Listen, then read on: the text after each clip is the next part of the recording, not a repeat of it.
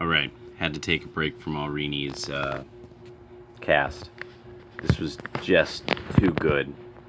And Mr. Wichter did not tell me to not post this. All I'm going to do is read it. This was just so absolutely wonderful. From his January 30th, it was a thread. Starting at number 1. A bunch of people on Twitter, you know who they are, accused me of being a government plant. The real story is far more exciting. Watch what I do here. Abracadabra. This is an awesome picture of a magician. If I were a government plant, I wouldn't tell you, would I? Well, what if I were like Juan Pujol Garcia? Pujol, or maybe Pujol. Pujol was a Spanish civilian who offered to spy on the Nazis for the British and the Americans. They turned him down. So he did it anyway, totally on his own. After convincing the Nazis that he was legitimate, they sent him to Britain to spy. So he moved to Lisbon, Portugal, and pretended to be in Britain. Using tourist guides, train timetables, cinema newsreels, and magazine ads, Pujol made up troop movements.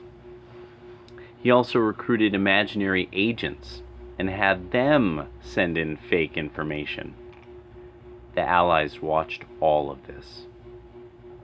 When they saw the Germans send out aircraft and submarines to hunt down a fictional convoy, they recruited Pujol themselves.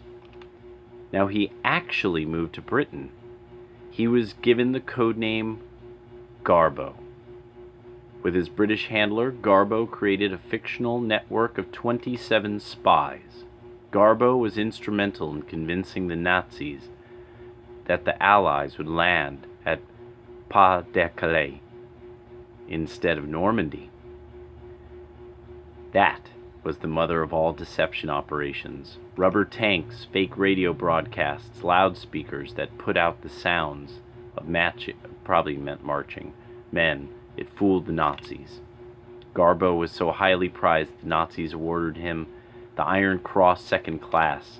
The British also awarded him the Order of the British Empire. He's the only man to get both awards. After the war, Garbo faked his death.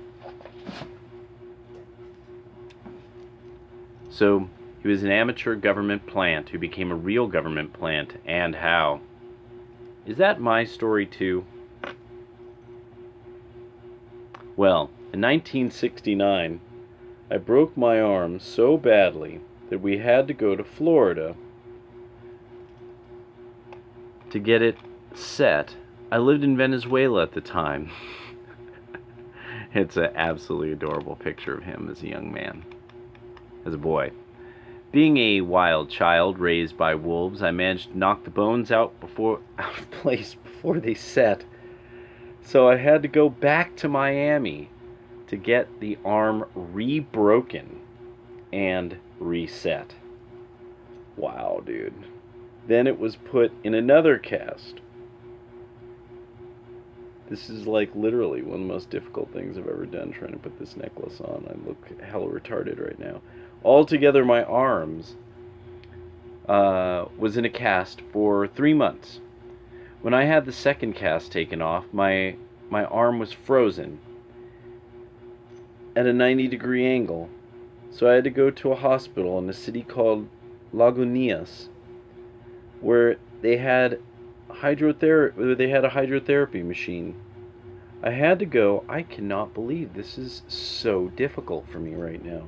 I had to go sit on a stool with my arm in a tub of water, bubbling water, for 3 hours at a time, 3 times a week. It took over 6 months to get my arm working again. I was 9, so sitting there for hour after hour was really hard. One day my mother said that we were going to get me a present, so we went to a toy store in Lagunitas.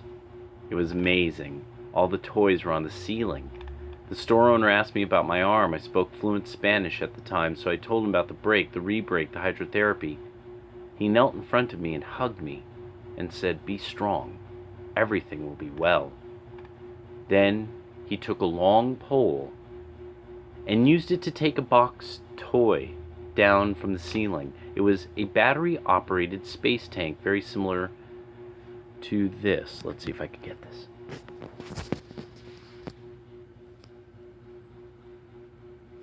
Okay.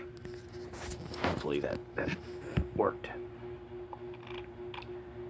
But it had a surprise. On the underside was a flat space monster. Looked like this. It's a really funny picture, actually. The tank had internal clockwork gears that pushed a lever behind the monster. So the tank would roll along, and then the monster would lift it up, just like that rock. Then the lever would let the tank down, and the process repeated. It was an amazing toy.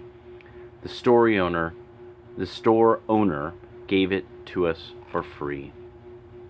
That man was Juan Pujol Garcia.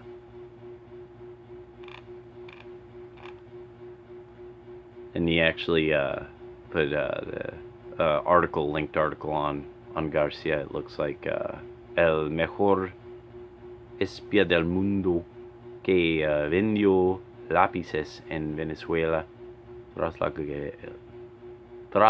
guerra.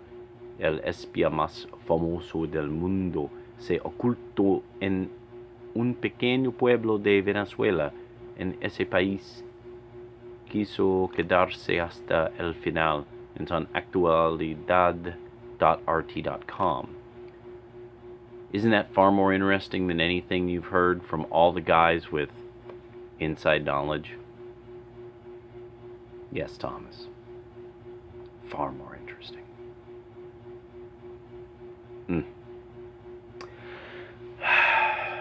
Getting all emotional.